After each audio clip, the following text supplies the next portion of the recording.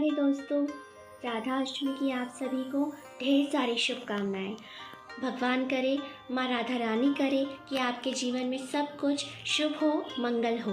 राधा अष्टमी के पावन पर्व पर हम माँ राधा की पौराणिक कथा को सुनते हैं। उनका जन्म किस प्रकार हुआ ये समझते हैं। चलिए, पौराणिक कथाओं के अनुसार राधा माता गोलोक में श्री कृष्ण के साथ निवास करती थी।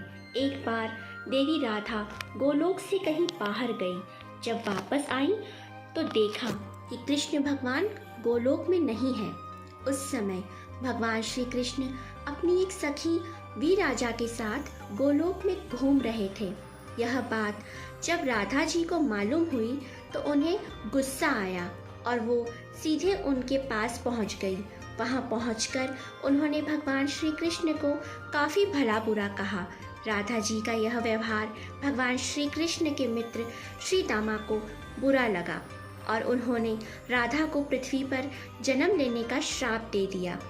राधा रानी को इतने गुस्से में देखकर कृष्ण भगवान की सखी वीराजा भी वहां से चली गई। इस श्राप के बाद राधा ने बदले में श्री दामा को श्राप देते हुए राक्षस कुल में जन्म लेने का श्राप दे दिया।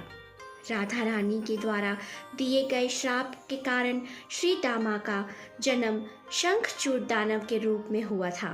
दानव में जन्म लेने के बाद भी भगवान विष्णु का अनन्य भक्त बना। वहीं दूसरी ओर राधा रानी ने भी पृथ्वी पर वृषभानु के घर पुत्री के रूप में जन्म लिया। लेकिन राधा रानी वृषभानु जी की पत्नी देवी कीर्ति के गर्भ से नहीं जन्मी थी। दरअसल जिस समय श्री दामा और राधा रानी ने एक दूसरे को श्राप दिया, तब भगवान श्री कृष्ण ने राधा रानी से कहा कि आपको पृथ्वी पर देवी कीर्ति और वृषभानु जी की पुत्री के रूप में रहना है। इसके आगे भगवान श्री कृष्ण ने राधा रानी से कहा कि जब आप विवाह के योग्य हो जाएंगी तो आपका विवाह मनुष्य के अवतार में रायण नाम के एक वैश्य से होगा। हालांकि वह भी मेरे अंशावतारों में से ही एक होगा। आप धरती पर भी मेरी प्रियतमा बनकर ही रहेंगी, परंतु हम दोनों को वहाँ बिछड़ने का दुख सहना होगा। हे राधा रानी, अब आप धरती पर जन्म लेने के लिए तैयारी करें। सांसारिक दृष्टि में देवी कीर्ति गर्भवती हुई और उन्हें प्रसव भी हुआ, लेकिन देवी कीर्ति के गर्भ में योग माया की प्रेरणा से वायु का प्रवेश हुआ और उन्होंने वायु को ही जन्म दिया।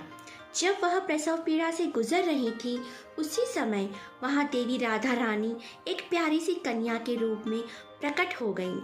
जिस दिन राधा रानी प्रकट हुई वह भाद्रपद शुक्ल पक्ष अष्टमी का दिन था।